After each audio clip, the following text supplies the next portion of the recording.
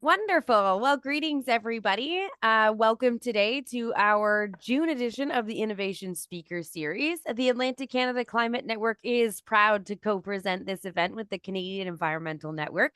We have come together for this project to showcase cutting-edge emergent technologies and their potential to advance climate solutions and create new opportunities.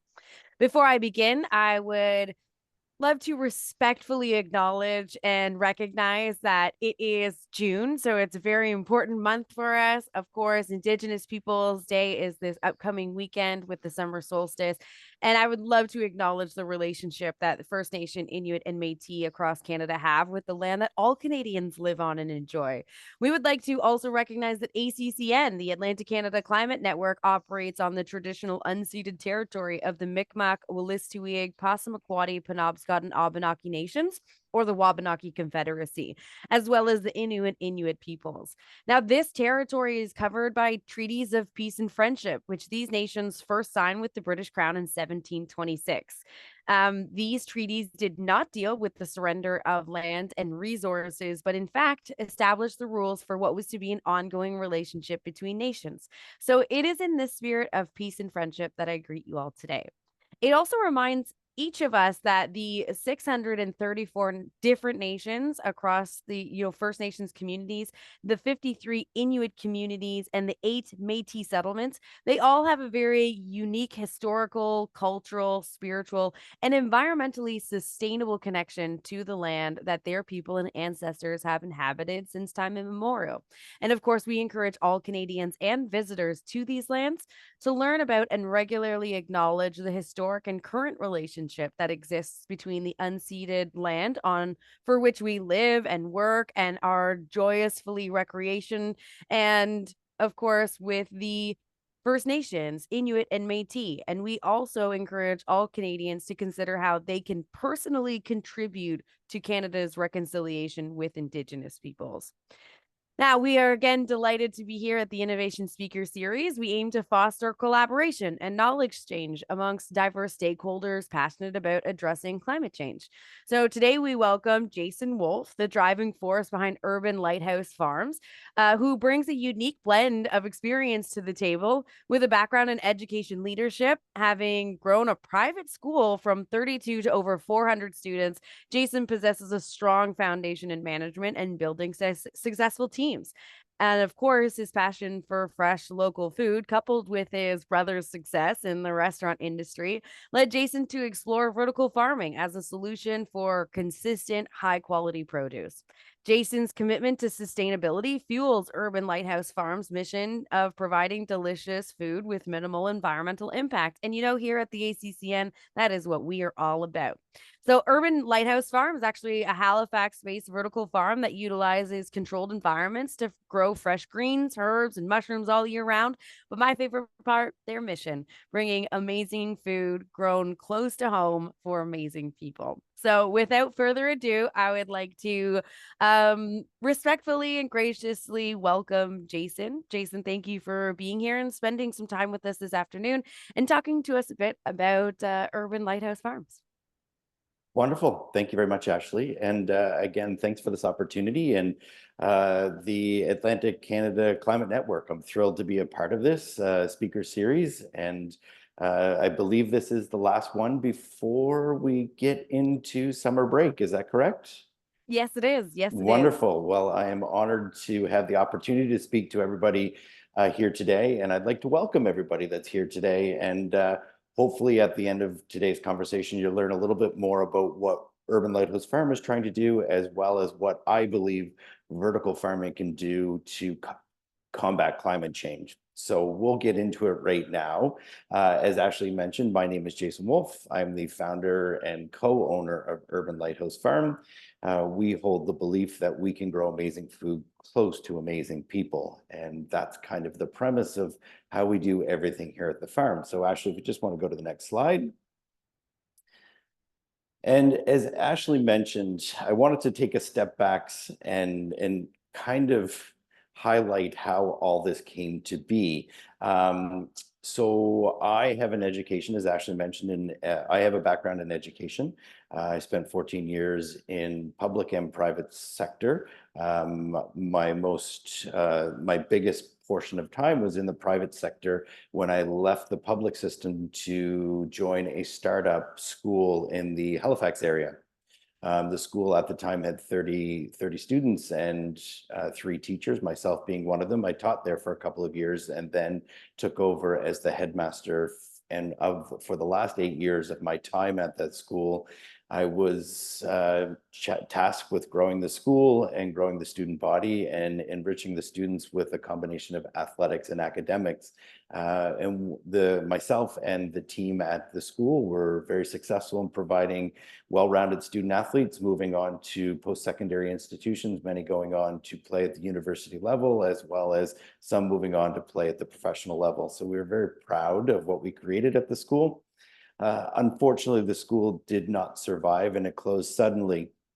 And after spending 10 years in that particular school, growing and developing a recognized academic and athletic program, I didn't know what to do next. I had given on 10 years of my career to that school and I was lost. And at the time, my brother had a number of restaurants downtown and he was frustrated with the supply. He was supply of available local content or local produce. He was also frustrated with the rise and fall of pricing. He was also frustrated with the fact that it was far too frequent. He was shorted with inventory. And as a restaurant owner, when you're trying to put together a menu, if you're shorted items or the prices are higher than you expected, your costing is out of whack. So at a family barbecue one day, my brother mentioned I should start a vertical farm. And at the time, admittedly, I did not know what vertical farming was. However, that evening I looked it up and it captivated me. And I committed to studying what vertical farming was. I enrolled in a self-employment program in which I was able to work with consultants to develop a business plan and secured funding. And so in February 2022, we planted our first seeds and we've been growing ever since. The project originally was going to focus on supplying the food service industry in the Halifax area, Halifax HRM area. However, the COVID-19 pandemic really brought forward my focus on vertical farming and the role vertical farming can play in food security and as well as climate change. We all have numerous stories that we can share and tell about the impacts of COVID-19. However, I think one that sticks out for me is seeing empty shelves or seeing crops plowed under because lack of employment on various traditional field farms. And so because of the effects of COVID-19 and the realization how vulnerable this region is in terms of food security, we really started to focus our business on how can we broaden our horizons as opposed to just servicing the food service industry and HRM and really create a model that demonstrates a way to provide food in Nova Scotia or in Atlantic Canada. And that's kind of where our focus is right now. So Ashley, if we go to the next slide, we can look at the problem that we are focused on right now. And this is kind of a macro view of how I view vertical farming and its role in climate change. So we look at population growth, agriculture, and climate change. And these are readily available stats that you can easily find online, but it's estimated that around 9.5 to 10 billion people will live on this earth by 2050. It's also recognized that we will need to increase food production by about 30% to satisfy the growing population. It's also well established, give or take, that agriculture accounts for a quarter of all greenhouse gas emitted into the environment every year. So if you look at population growth, agriculture, and climate change, if we are going to have an increase in population, and if we have current agricultural practices contributing to a quarter of the greenhouse gases emitted into the environment, population growth and agriculture are going to create a real issue for continued climate change. So that needs to be addressed. Additionally, in Canada, we waste about 2.5 million tons of food in Canada. And that's roughly divided along production, distribution, and consumption. So at source of growth, processing, and transportation, and end user as the consumer. That equates to about 6 to 8% of the food grown in Canada is actually gone to waste, which also increases greenhouse gas emissions by way of compost and moving that food out through the compost facilities.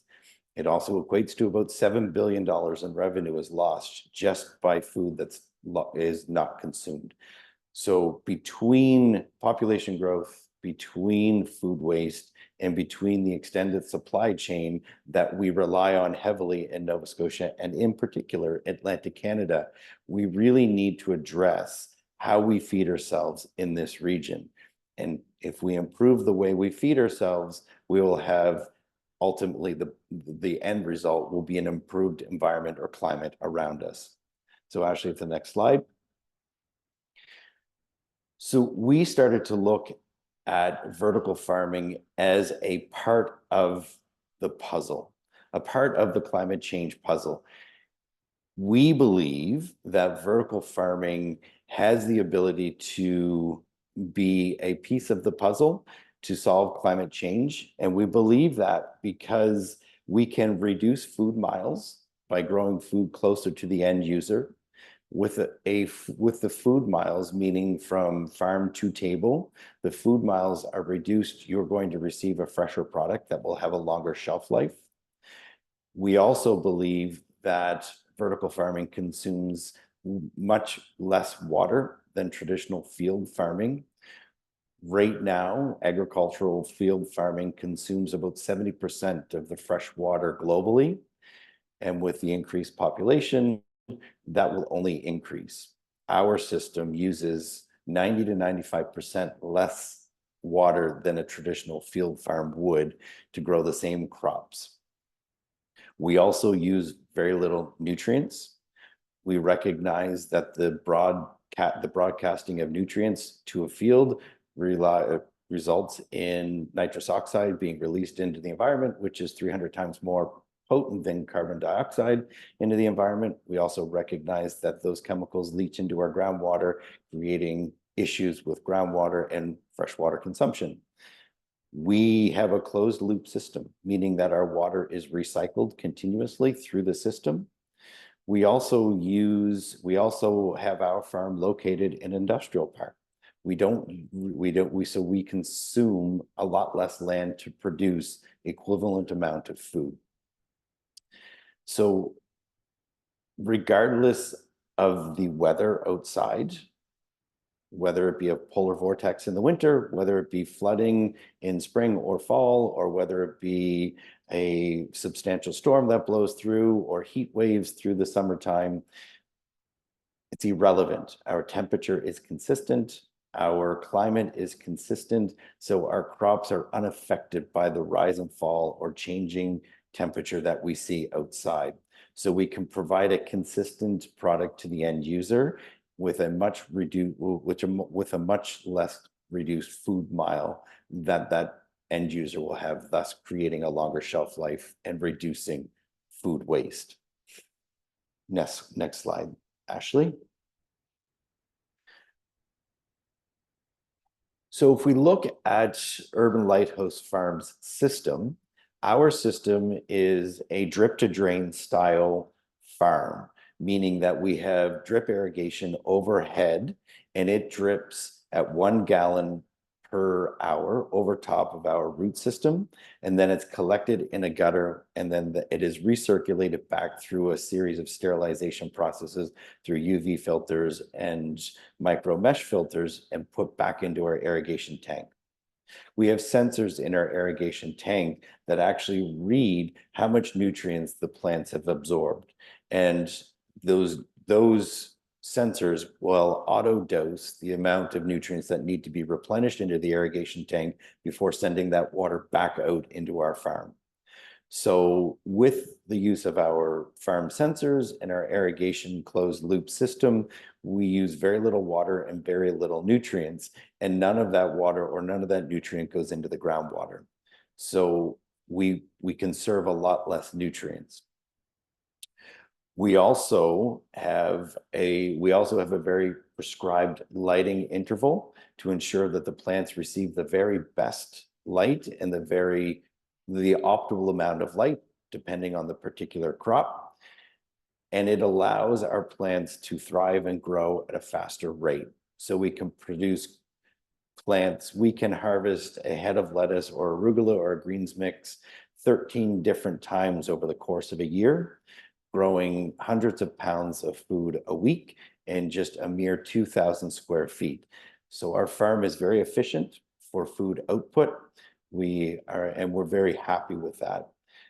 The one thing that we need to look at with vertical farming, and the one thing that Urban Lighthouse Farm is doing right now, is that we are looking at innovative processes to reduce waste at the production site. What I mean by that is, even though we have a closed loop irrigation system, even though that we use a lot less nutrients than traditional field farming, we still need to continue to refine processes in all agricultural aspects to reduce as much waste as possible. And what we are doing here at Urban Lighthouse Farm is that we are actually trying to reclaim our agricultural waste, meaning the root system or the stems or the leaves that might have gone yellow or brown prior to sending it out to our end users. We're actually diverting all of that agricultural waste. We're saving that waste, and then we're inoculating that and growing specialty mushrooms in our mushroom grow room. So we are diverting all of that food waste or all of that agricultural waste and using it as an input to grow mushrooms. And at the end of that mushroom production cycle, we actually turn that mushroom compost out into the gardening community for a soil amendment. So that process allows us to push the limits of being a zero waste facility. And we're very proud of that. And we think our innovative process is unique to farming. And we would dare to say that it's unique to vertical farming and likely not done across any part of Atlantic Canada. And I would even extend that and to say very few people have explored this to do this anywhere in Canada. So that process is still being refined. We still are trying to scale and implement it more widely across our farm. Ongoing research continues with 2 local universities here in Nova Scotia, and we're hoping by next fall we'll be implementing that process right across our farm, and we're very excited to see how that plays out. Next slide, Ashley. So I guess one question that might come to mind is, why does that matter? Why does it matter that we want a closed loop irrigation system? Why does it matter that we want to ensure that we're giving our plants the very best climate regardless of what's going on outside? Why does it matter that we're trying to reclaim agricultural waste post-harvest to grow additional food? And I find this statistic a very good indicator as why it matters. And I will put a disclaimer on this. By no means am I suggesting that we revamp or relook at or eliminate the farming industry that has animal livestock. What I am suggesting is that as population grows, we need to explore different food sources or food supply in order to feed ourselves as a community. And so this is just a comparative chart that gives some impact as to why it's important that we explore ways to expand food supply. And you can see that the amount of energy and the amount of resources that it takes to go into growing and feeding beef is much less than it is to grow and feed mushroom. And mushrooms provide a complete protein source. It has a number of, or a complete amino acid chain. It has a good source of protein, and there's a lot of functional benefits around mushrooms. We believe that mushrooms could be a viable way to provide an additional food source, a nutritional food source for the dietary needs of people in our region. And that's why we're looking at our agricultural waste project with the local universities and hoping to deploy that in future farms. Next slide, Ashley.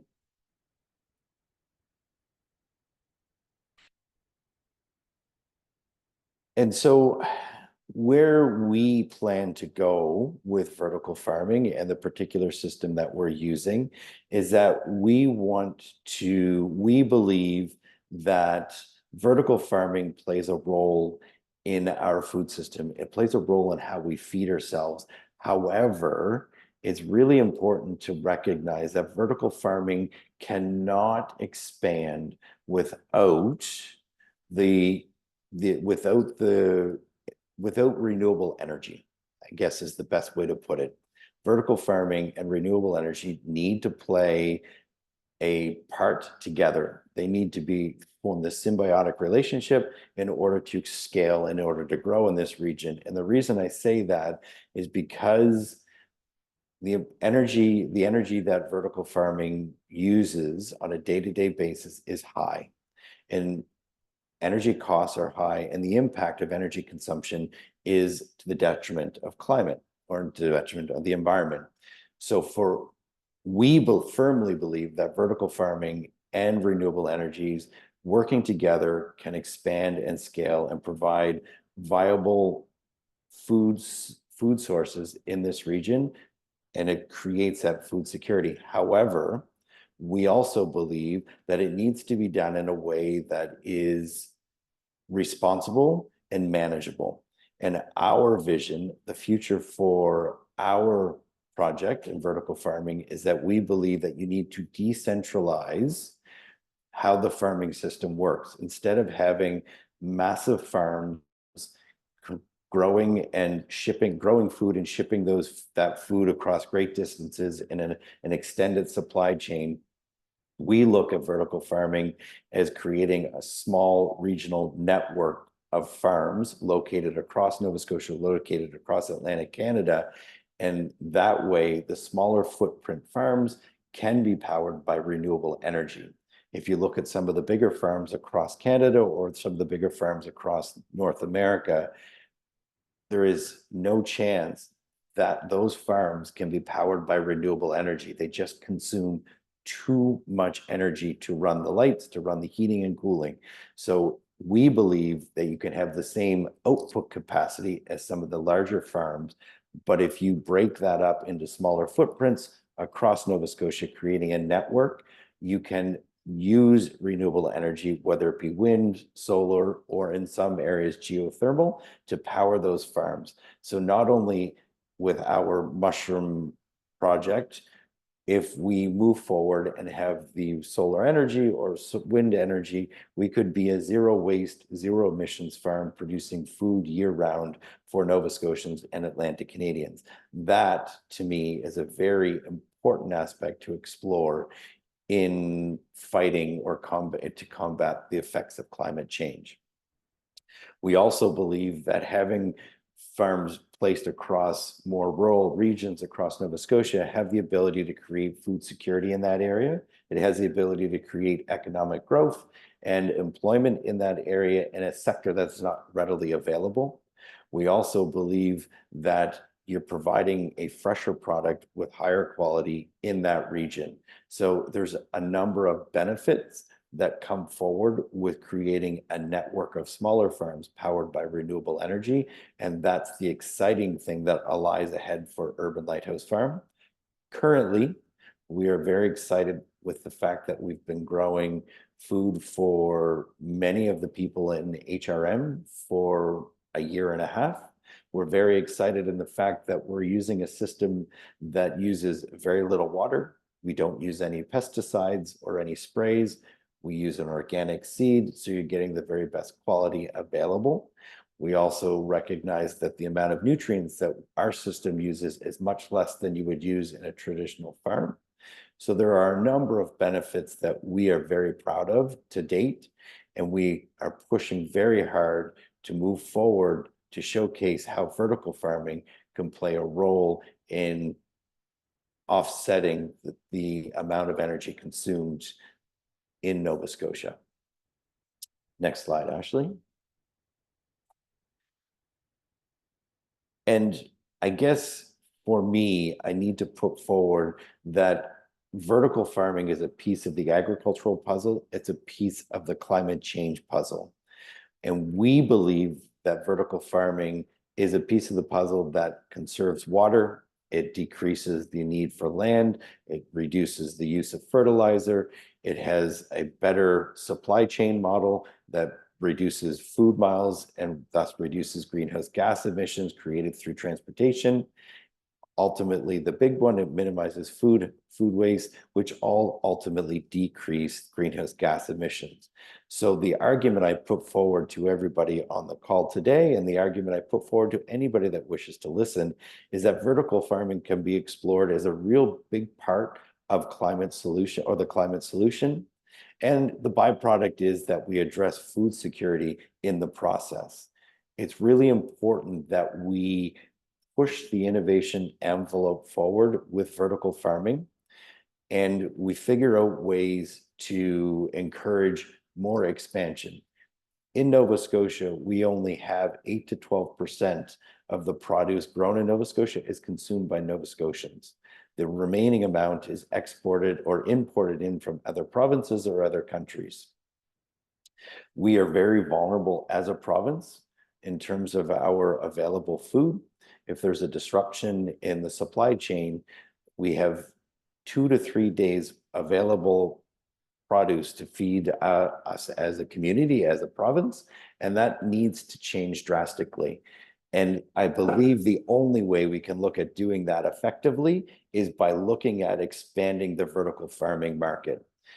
There can be 20 to 30 more farms, much like mine, across this province with very little competition or very little impact to any other business that you might see that already produces similar products. And so I will, yes, Ashley, thank you. I mean, it was, and I spoke with Ashley before this, and I wanted to provide some type of timeline to this, but I do want to thank everyone for listening somewhat to my presentation, but I believe firmly that the way forward is through dialogue, the way forward is through communication, and the way forward is questions and answers. And I will certainly open it up at this point to have a conversation around some of the finer points about my farm in particular, about vertical farming, and my beliefs around how vertical farming will play a role in climate change. So Ashley, with that, I'd be more than happy to take questions and see where we go. I have to just comment first that this is and has been an absolutely delightful experience learning more about the work that you're doing. I honestly, there were a few moments in there where I'm just like, yes, like this is exactly it. And I think this is such a great and viable solution for a lot of issues, even some that you didn't even touch on, like food sovereignty, right? Yes. Cultural community foods and such like that. So my first question to you is one thing that we didn't talk about during the presentation is what do you grow? What is Oh in that my magical God. greenhouse of yours? My goodness. Oh goodness, I should be, I deserve that first question. Yes, I apologize. So currently we are in our farm.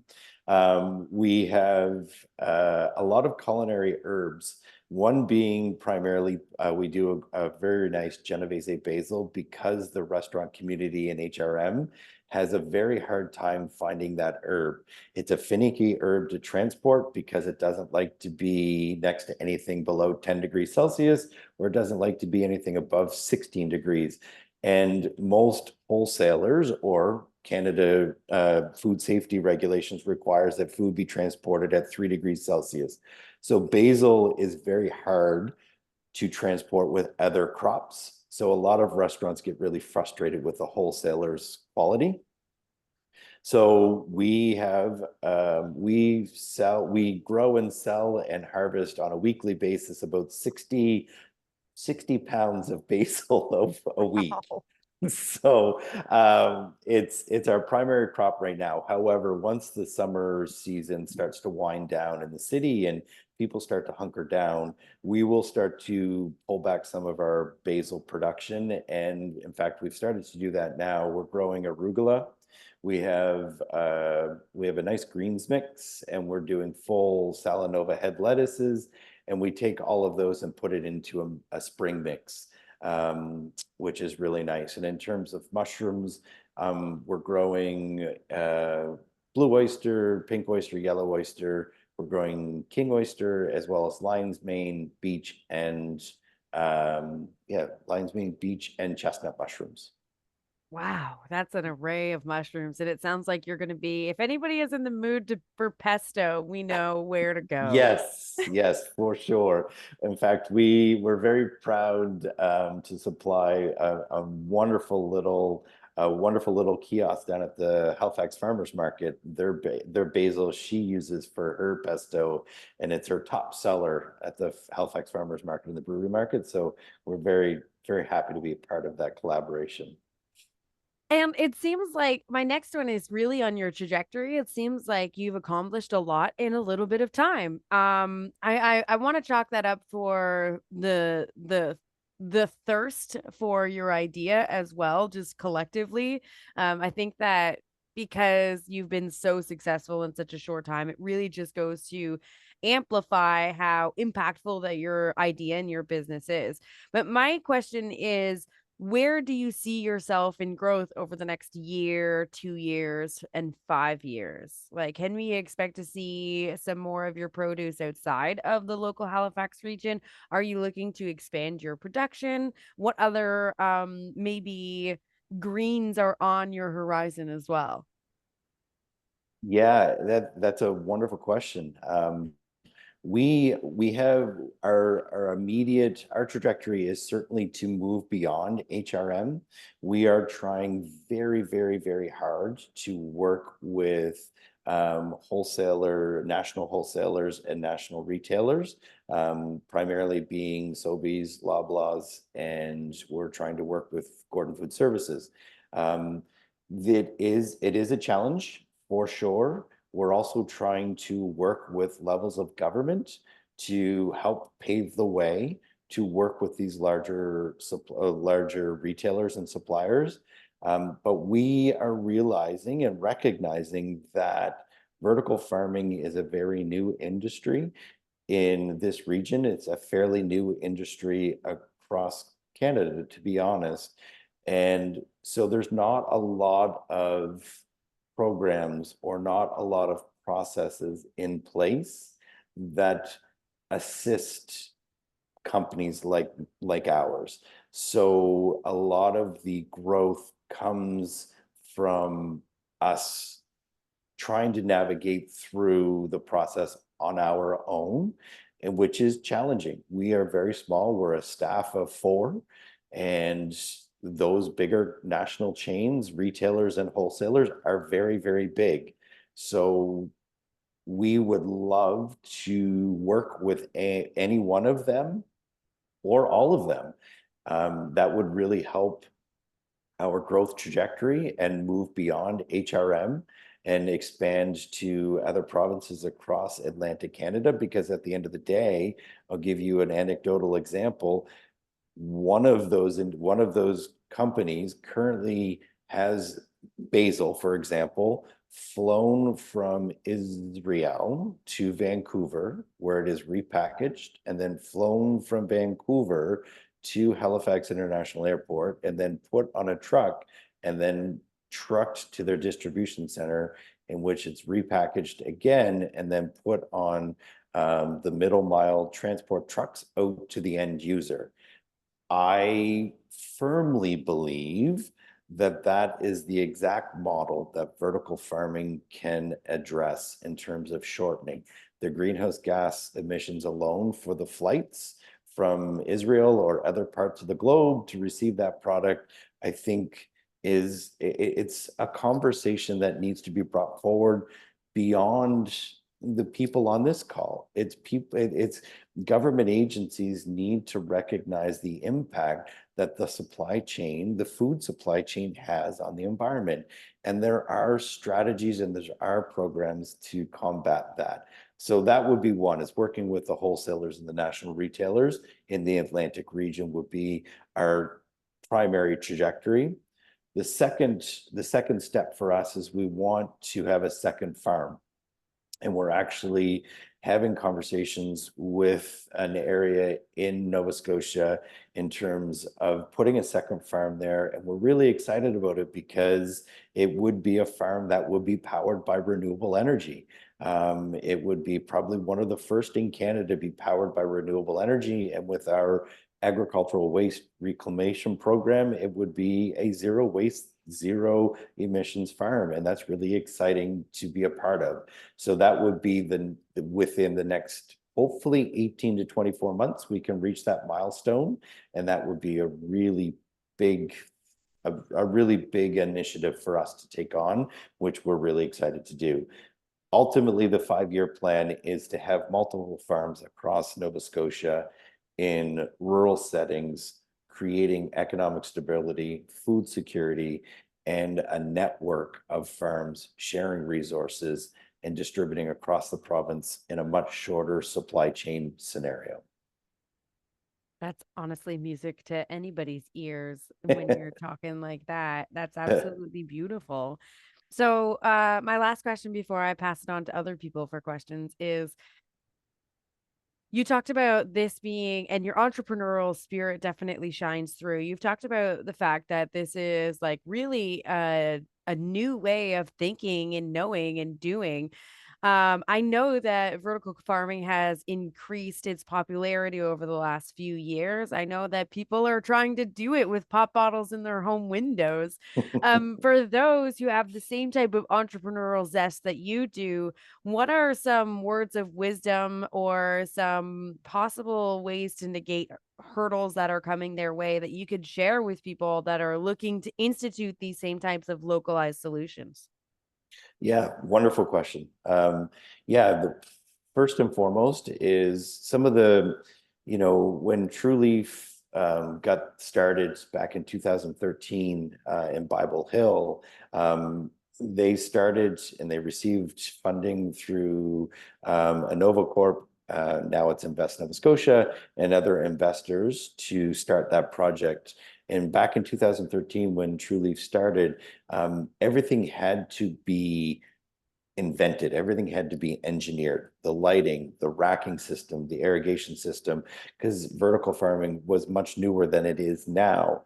I have the luxury of calling up equipment company A, B, or C, and evaluating the pros and cons of each company's equipment. So the innovation around equipment is really kind of stabilized. So one thing I will say for anybody that wishes to look at this in a small scale, large scale, or somewhere in between, really do your research around what system fits your vision. We decided to use the system that we're using is because the drip irrigation style that we chose is everything's done from the ground. So we don't need any lifts or ladders. We don't need any special training to use any of the equipment in terms of getting the product out of our equipment or out of our system. So it reduces the potential for injury. It reduces the stress and strain that you place on your body by going up and down ladders all day long, checking plants. So it was really important that we picked a system that was manageable. As I mentioned, I'm a teacher, and one of my partners is a golf pro. And I'm sure there's a joke in there somewhere where a teacher and a golf pro start a farm. But the reality is that we don't have an agricultural background. So we picked this equipment because of ease of use. So that's one piece of information I would put forward is evaluate what your needs are and try to find equipment that matches those needs. The second thing I would put forward is really ensure that you have a contingency plan if your vision doesn't come through on the timeline you expected. And I say that because at this point, 16 months in, we were supposed to have 10 farms now and producing 1 million pounds of food and right across Atlantic Canada. Now, I say that with a little bit of sarcasm, but the reality is our timeline is skewed comparatively to what it was prior to growing. We did not anticipate the relationships that are formed in the agricultural space to the point where we would have a wholesaler that would rather not carry our product and short an end user instead of taking us on because they have a relationship with another farm. And I think that's one thing that surprised us. We felt that if there was a shortage with a particular crop, it would easily be picked up and we would have that relationship formed. However, that's not the case. So it prolongs our growth trajectory. So the piece of advice I would have is make sure you have contingencies in place to adjust or pivot for unexpected surprises that you are definitely going to have. Wonderful. Does anybody else have any questions that they would like to ask? Rosalind, please. Sure, I'll Thank you. chime in. Oh, go Oh, ahead. okay. Go ahead, Ross. Go ahead. Thank you so much, Jason, for that amazing talk. One thing that I realized is like we've come so far in comparing, sources of emissions and local food production, comparing to all of this flying and travel that has to be done when you have distance. But I'm also an educator, so I was very interested to hear about your educational background and to consider, or maybe could you speak to what are you did all kind of address this a little bit, but the skills, the education, the certification needed for folks to break into this. It seems like it's something that can be picked up fairly quickly, and you've made the decision to make it transferable, make those skills transferable. And also about the inputs that you get, the tech that you are getting. Are you paying a lot for licensing fees? And are those materials locally sourced as well? Or are you finding that you have to look further afield to find a technology that you need to get set up? Great questions, Ross. Yeah. So I'll start with the education component. One thing that I found is that you are correct that the skills required to get in and start growing, there are a lot of repetitive tasks, and I've been taking courses at the University of Guelph online to be a little bit more proficient around greenhouse growing and the plant identification and pest identification and so on and so forth to understand what it means to run a greenhouse or indoor farm.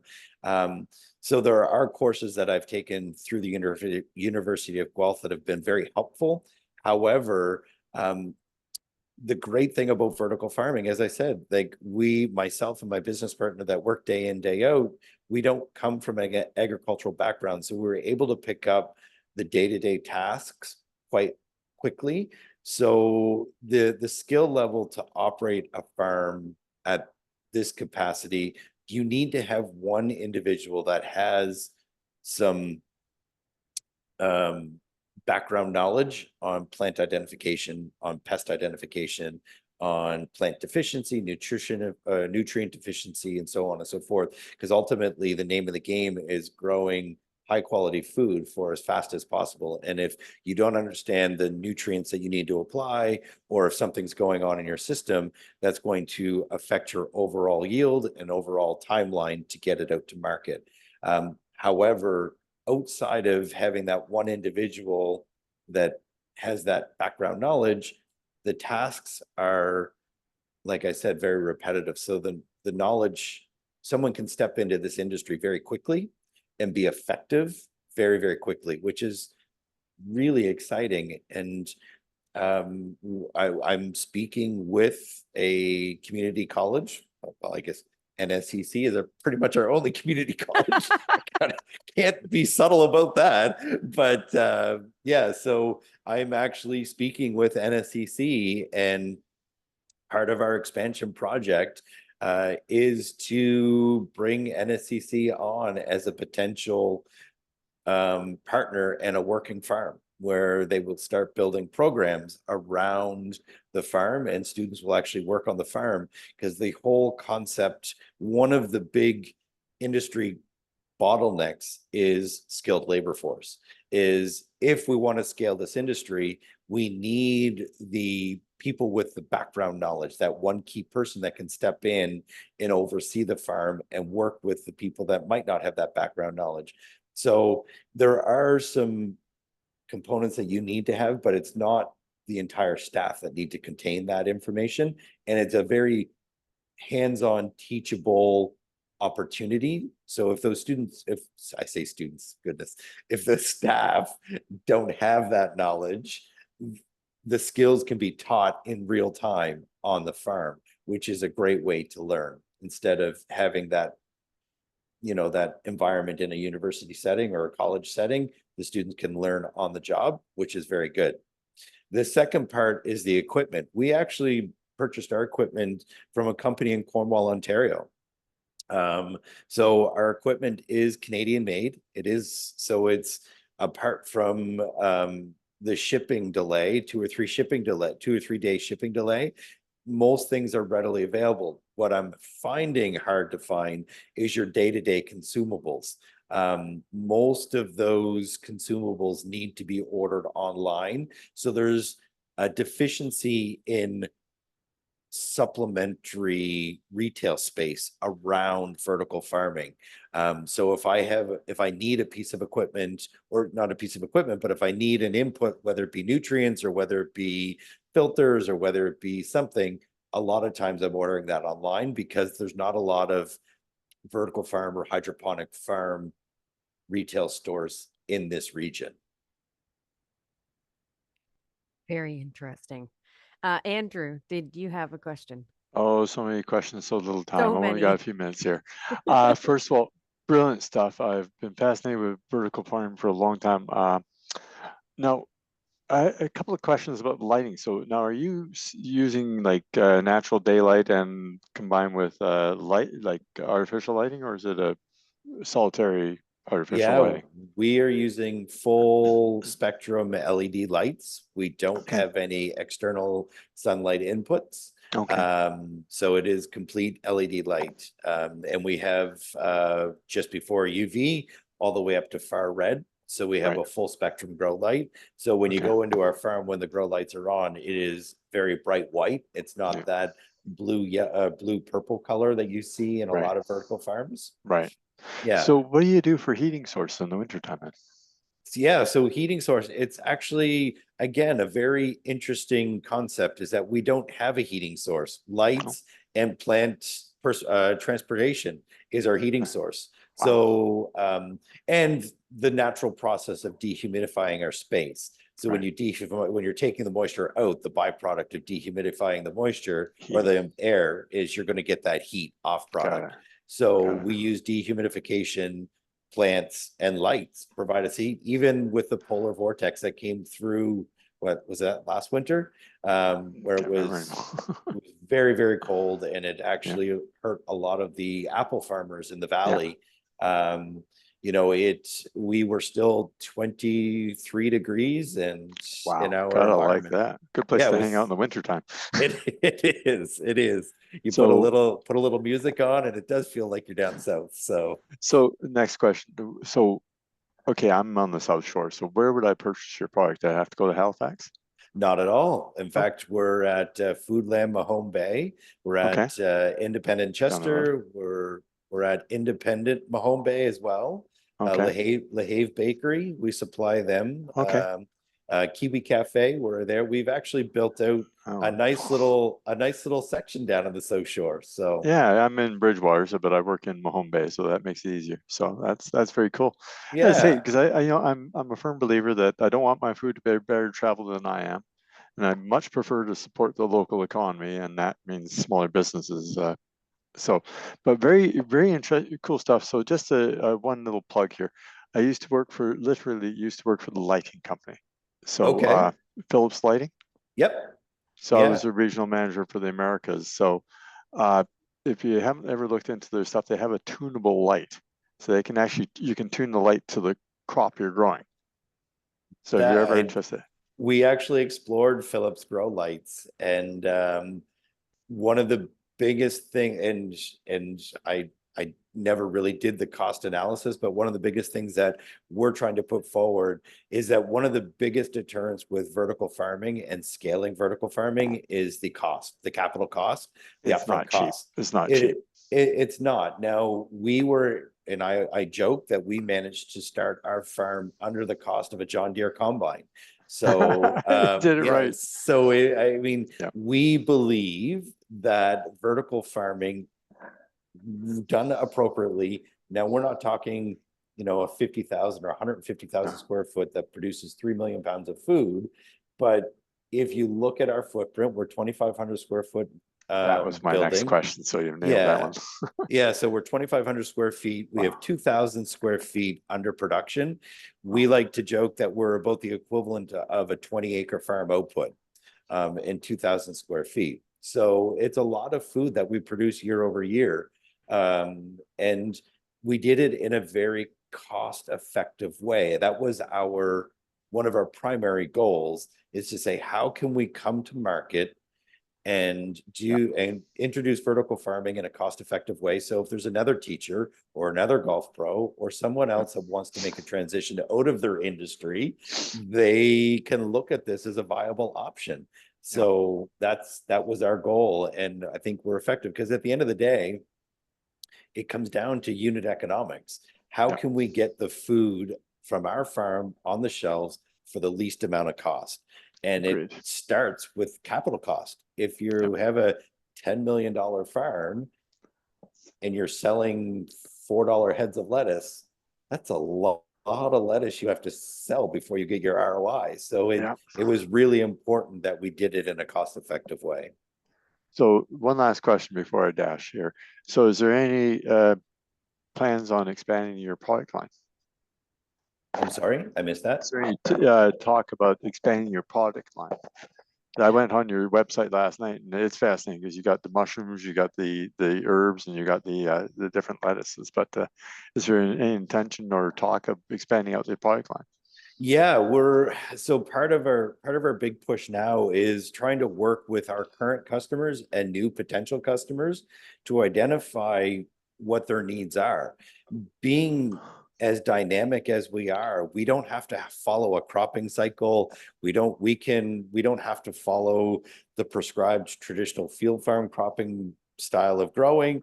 So if there's somebody that is looking for a particular crop, if it works within our growth parameters, we can certainly explore that. In fact, Loblaws was toward our farm about 3 weeks ago, Oh, good. and they asked about some of the, Canada is growing through immigration, and there's a lot of new families to our country, and there's some things that they find it very hard to get that was readily available in their country of origin. So Right. they asked if we could look at growing some of these very obscure crops, and so we're trying to source the seeds, and we'll do a trial grow to see if it's effective. But that's the flexibility of vertical farming, is being as dynamic as we are. We can really kind of navigate through some of the challenges that traditional farmers would face.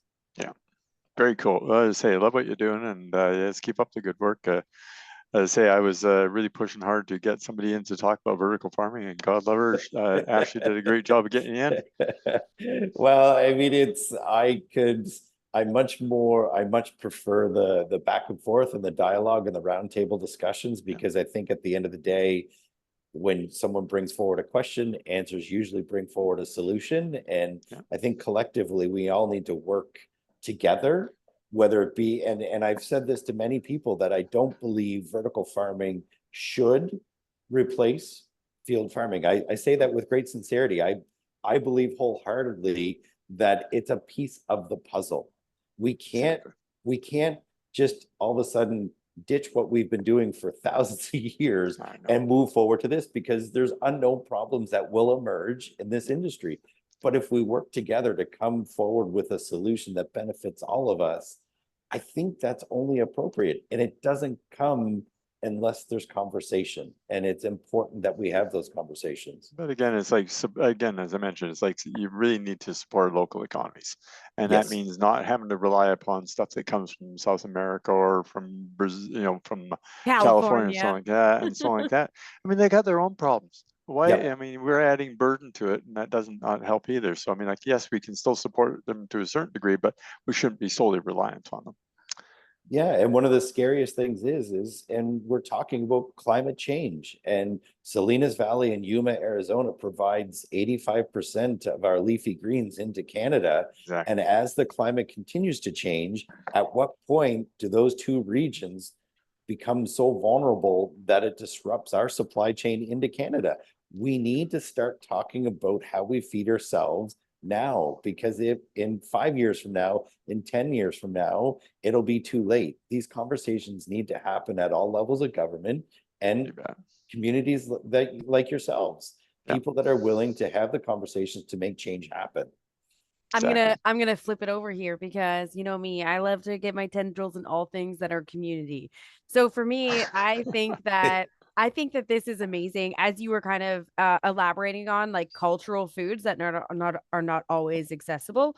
Also, the rehabilitation and reintegration of like native species as well. Like, we're specifically niching out on the supply for like Halifax like restaurants, but like this could be a very viable community-based solution for remote and rural communities. Like, I'm thinking places all along Canada's north that are not really viable to grow some of these products. Exactly. This could also be a wonderful winter crop solution for, as Andrew was kind of moving into, like building resilience around our need for things like peppers and tomatoes and things that are only seasonally grown here and not as accessible. But I really think the one thing that we forgot to really talk about is our connection to food. I gotta run. Sorry. Yeah, it's nice to have you, Andrew. Good to meet you. Take care. Nice to meet you. Our connection to food is so integral. Culture is built upon food, and the industrialized agriculture system separates us from our localized food systems, but more intentionally separates us from how food is produced and how we build relationships with food. I really see your vertical farming project as a catalyst for more opportunity for people to be able to access and understand how food is grown.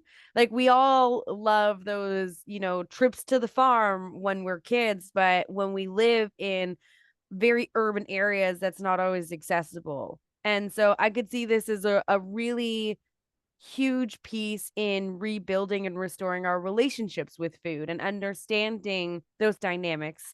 So I really thank you. I have so much gratitude and appreciation for all of the knowledge that you've shared with us today.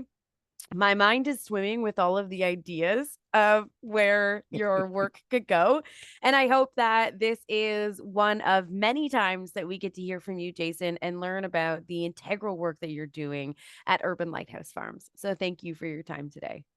I appreciate it. And it's been an honor to kind of share some of my story with Atlantic Canada Climate Network. And hopefully we do get to chat again and chat about all the great things that are going on in this space and in this region. Thank you.